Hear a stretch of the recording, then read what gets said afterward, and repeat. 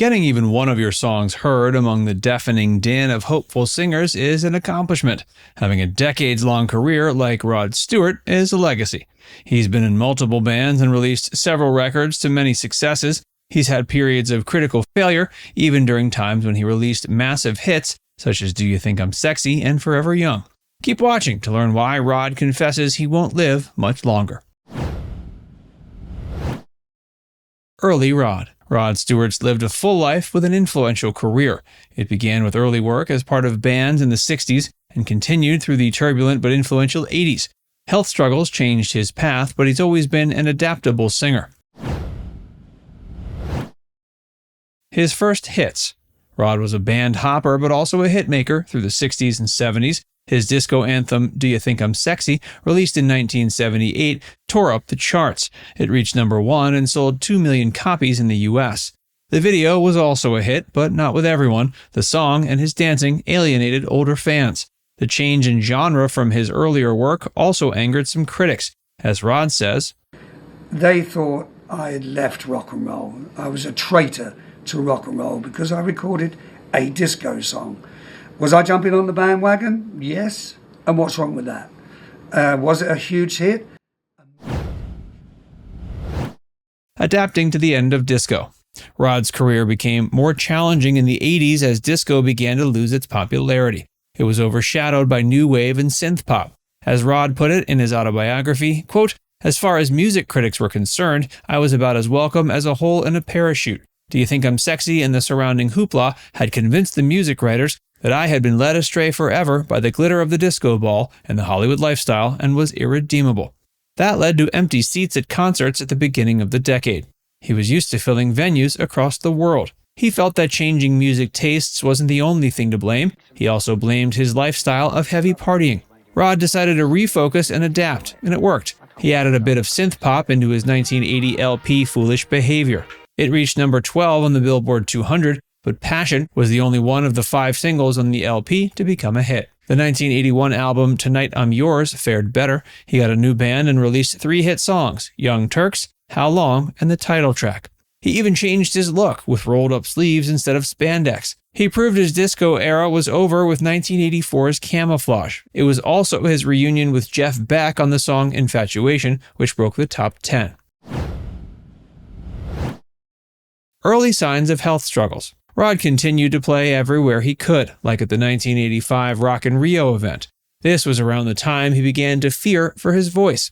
As he put it, quote, "Going out on the road for at least 6 months of every year was my idea of a life well lived, but it was clearly beginning to take its toll on my vocal cords." Rod began to feel like he'd been gargling barbed wire the day after a show. He didn't want to lose the rock and roll image he had worked so hard to cultivate. That meant he had to keep up with the volume of his band. He used steroids like prednisone to reduce the swelling in his cords, and that turned into an addiction. Slowing down and keeping up. Rod slowed down production by 1986 and released an album every 2 years instead of annually. His self-titled album, also known as Every Beat of My Heart in the UK, didn't do well. 1988's Out of Order was a turning point. Lost in You was a top 5 hit. Songs such as Dynamite and Forever Young were almost left out, but sound engineer Steve McMillan encouraged him to save them. He ended the 80s by writing for others. He helped write Downtown Train for Tom Waits' 1985 album Rain Dogs. Rod believed in the song. He said, quote, "It had a melody that connected emotionally and a lyric that absolutely ached with yearning." Downtown Train ended up a hit, reaching the top 10 in the UK and #3 on the Billboard list. It was part of a 4-disc box set of Rod's career from 1964 to its release in November 1989. Rod's views on his own health. Rod began to struggle with health issues in the 21st century. In 2000, he was diagnosed with cancer in one of the worst places for a singer to get cancer. As he notes, quote, It was on the thyroid, so it was just above the vocal cords. Now that he's come out of it, he's fairly casual about it today. He describes it as a touch of cancer that only took a few months to get over. The most impactful part of the thyroid cancer was the way it affected his voice. He lost it completely after the operation and had to relearn how to sing. It wasn't the last time Rod had a brush with cancer. He was diagnosed with prostate cancer in 2017. He had to undergo years of treatment and wasn't given the all clear until 2019. At first, he didn't want to let anyone know, as he said, and we didn't write really great songs in that band. They were just 12-bar blues. So it just shows you, you can all turn your hand and pen to songwriting if you wish. It's really easy. Eventually, he did tell them and the world. It was a brave but influential decision. Rod said he's now more aware of his health. He says, I'm very, very health conscious. I have blood tests 5 times a year. So you might call me paranoid, I'm a hypochondriac, but I believe in making use of modern day medicine. He admits he hasn't given up drinking with the band and that it's part of the experience. Plenty of water is now part of the equation to protect his voice. However, he can't party at the wild rate he used to. As he said, quote, I'm not like I was in the 70s and 80s, and I can't stay up all night, get drunk and go mad and still have a voice just like that. Nowadays, I have to protect my voice before and after every show.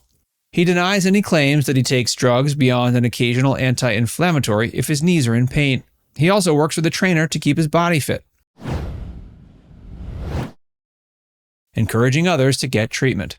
Ron isn't only concerned about his own health, he openly campaigns for advancements in cancer treatment. He also encourages others to get checked so they can get cancer treatment early. He believes the thorough testing and early treatment he got helped save his life. Rod Stewart confesses he won't live much longer. Rod hasn't escaped death just because he got early cancer treatment. He's aware of the fact and isn't afraid of it. As he said in an interview with The Sun, quote, I'm aware my days are numbered, but I've got no fear. We all have got to pass on at some point, so we're all in the same basket. I'm going to be enjoying myself for these last few years as much as I can. I say few, probably another 15. I can do that easy, mate, easy. Rod has accepted his own mortality. He's even able to use his trademark sense of humor to joke about it in interviews. There was the time Dan Rather mused about what he'd want at his funeral. Well, I want you to imagine with me. We're having a memorial service for Rod Stewart. And we want to play one tune of his that he especially wants played. So at your memorial service, what one tune among others, we're going to play a lot, would you want to be played? Probably I would have danced all night, but my wheelchair sprung a puncture. That's one of my favourites. I'm kidding.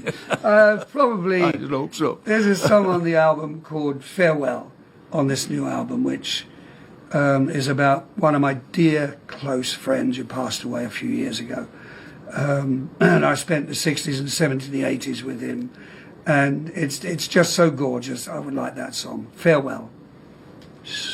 This isn't the view of a man who's made light of death. It's the words of a man who's conquered the fear of it. In fact, as he said, that's about it, really. I think we all have a certain fear in us. Our age, our days are numbered. And we don't want it to happen too soon. And we try to look after ourselves as best we can.